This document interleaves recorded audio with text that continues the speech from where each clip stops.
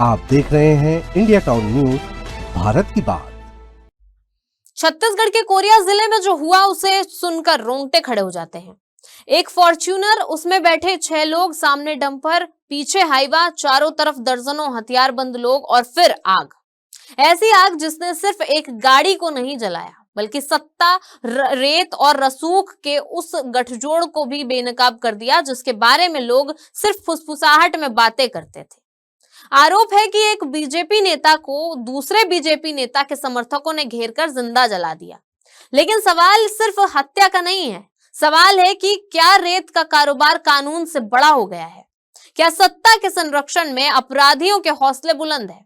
और आखिर उस रात नौगई गांव में ऐसा क्या हुआ कि 3 लोगों की जान चली गई? नमस्कार, आप देख रहे हैं इंडिया टाउन न्यूज और मैं हूं आपके साथ सुरभि शुक्ला। सब कुछ बताएंगे हमारी इस रिपोर्ट में।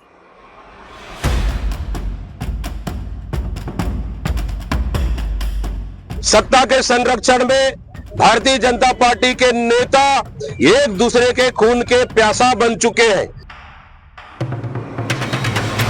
तो टिपर गाड़ी उनके घर के सामने पहले से ही खड़ी थी, जो स्टार्ट थी, उसमें 30-40 लोग थे भी।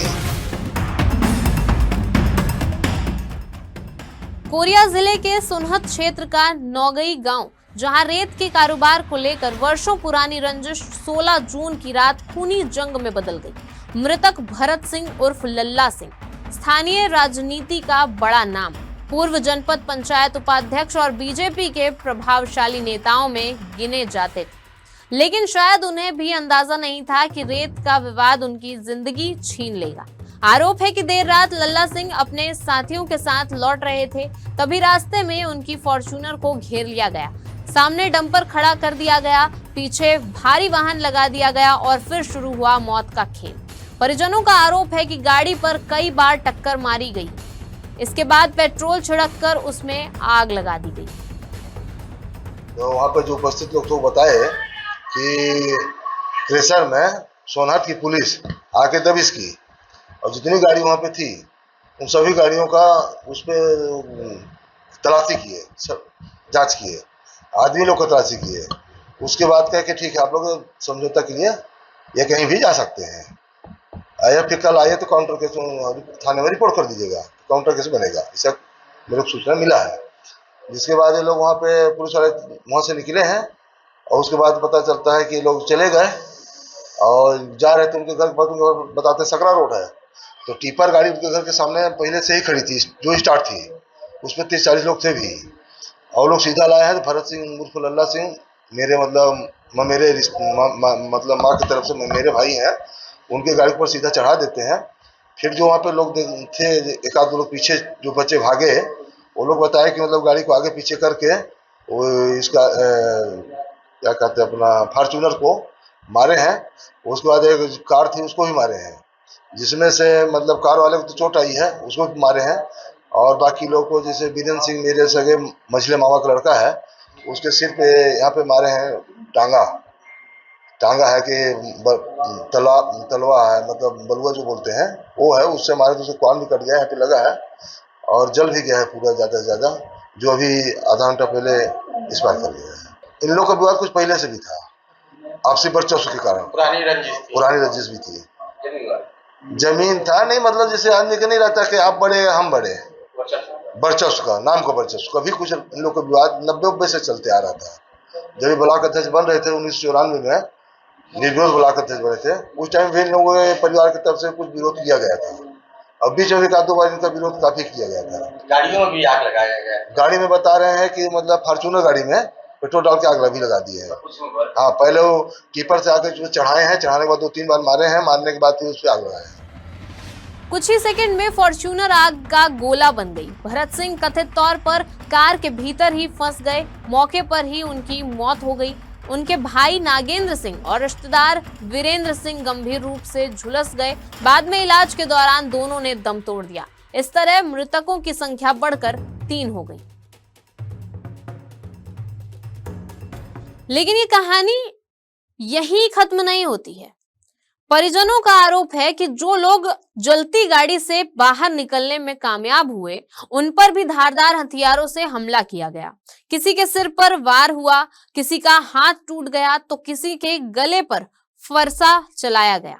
हालांकि इन आरोपों की पुलिस जांच कर रही है। पुलिस ने कई आरोपियों को गिरफ्तार किया है, लेकिन इस पूरे मामले ने एक बड़ा सवाल खड़ा कर दिया है कि क्या छत्तीसगढ़ में रेत का कारोबार अब गैंगवार और खूनी संघर्ष की वजह बनता जा रहा है।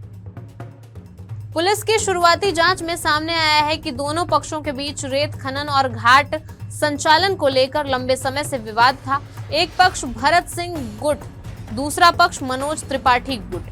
दोनों के बीच पहले भी कई बार टकराव हो चुका था। घटना से कुछ दिन पहले भी शिकायत और एफआईआर दर्ज हुई थी। इनके बीच रेत उत्खनन को लेकर आपसी विवाद का मामला सामने आया है, जिसमें नगोई गांव में त्रिपाठी परिवार निवास करता है। तो रात में 9:30-10 बजे के आसपास ठाकुर परिवार के कुछ लोग आए और दोनों पक्षों के बीच लड़ाई झगड़ा और मारपीट हुआ है, जिसमें फॉर्च्यूनर गाड़ी के जलने की जानकारी अभी प्राप्त हुई है हमको, पर ये आग कैसे लगी अभी तक ये मैटर क्लियर नहीं हुआ है। तो ये सारी चीज़ें अभी जो है ऑब्जर्वेशन में 302 का मामला दर्ज हुआ है, 307 का मामला दर्ज हुआ है और इसके साथ ही आगजनी की जो धारा है उसको भी सम्मिलित किया गया। 4 लोगों की गिरफ्तारी पूरे मामले में हो चुकी है। 4 लोगों की हो चुकी है, बाकी जो 3 है उनको भी पुलिस ढूंढ रही है। नाम बता पाएंगे मैडम 4 लोगों का? इसमें अक्षय त्रिपाठी है, इसके अलावा विशाल त्रिपाठी है और सत्य प्रकाश त्रिपाठी है और एक उनका भाई जो है वो भी मन्नू त्रिपाठी नाम से। मामले में अब तक कई आरोपियों की गिरफ्तारी हो चुकी है। पुलिस का कहना है कि बाकी आरोपियों की तलाश जारी है। साथ ही फॉरेंसिक टीम यह भी जांच कर रही है कि फॉर्च्यूनर में आग कैसे लगी। क्या पेट्रोल डालकर आग लगाई गई या फिर टक्कर के बाद कोई दूसरा कारण था? इसका जवाब फॉरेंसिक रिपोर्ट देगी। घटना के बाद प्रदेश की राजनीति भी गर्मा गई है। कांग्रेस ने सरकार पर गंभीर आरोप लगाए हैं। कांग्रेस का दावा है कि प्रदेश में रेत माफिया बेलगाम हो चुके हैं और सत्ता के संरक्षण में काम कर रहे हैं। यहां तक कि छत्तीसगढ़ पीसीसी चीफ दीपक बैज ने यह तक कह दिया कि भाजपा एक दूसरे के ही खून के प्यासे हो गए हैं। देखिए, ये प्रदेश का दुखद घटना है। ये घटना पहली बार नहीं हुआ है प्रदेश में। प्रदेश में रेत खनन को लेकर गैंगवार चल रहा है। सत्ता के संरक्षण में भारतीय जनता पार्टी के नेता एक दूसरे के खून के प्यासा बन चुके हैं।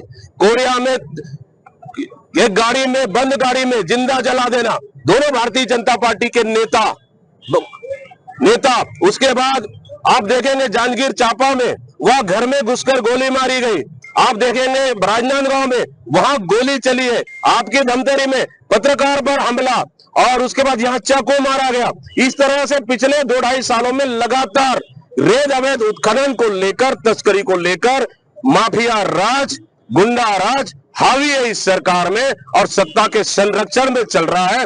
और निश्चित रूप से ये अंधेर नगरी चौपट राजा की सरकार है। वहीं मुख्यमंत्री विष्णुदेव साय ने साफ कहा है कि किसी भी दोषी को बख्शा नहीं जाएगा। सरकार का दावा है कि पुलिस निष्पक्ष जांच कर रही है और कानून अपना काम करेगा। मेरे संज्ञान में है और उसमें पुलिस जांच कर रही है और उसमें अपराधी गिरफ्तार भी हुए हैं और किसी को नहीं बख्शा जाएगा। जांच में जो भी अपराधी पाए जाएंगे सबके ऊपर सख्ती से कार्रवाई। लेकिन इस हत्याकांड ने कई सवाल छोड़ दिए हैं। क्या रेत का कारोबार करोड़ों की ऐसी जंग बन चुका है जहां इंसानी जिंदगी की कोई कीमत नहीं? क्या राजनीतिक रसूख अपराधियों को बेखौफ बना रहा है? और सबसे बड़ा सवाल, अगर एक प्रभावशाली नेता खुद सुरक्षित नहीं है तो आम आदमी कितना सुरक्षित है?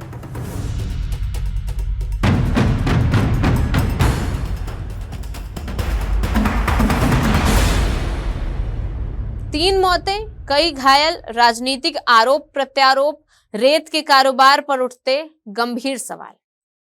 कोरिया का यह हत्याकांड सिर्फ एक आपराधिक घटना नहीं है, बल्कि उस व्यवस्था पर सवाल है जहां प्राकृतिक संसाधनों की लड़ाई इंसानी जिंदगियां निगल रही है। अब पूरे प्रदेश की नजर पुलिस जांच और फॉरेंसिक रिपोर्ट पर है, क्योंकि उसी से सामने आएगी उस रात की पूरी सच्चाई। अब आगे क्या होगा ये तो आने वाला वक्त बताएगा। फिलहाल के लिए इस रिपोर्ट में इतना ही। अब मुझे दीजिए इजाजत और आप देखते रहिए इंडिया टाउन न्यूज, भारत की बात। नमस्कार। आप देख रहे हैं इंडिया टाउन न्यूज, भारत की बात।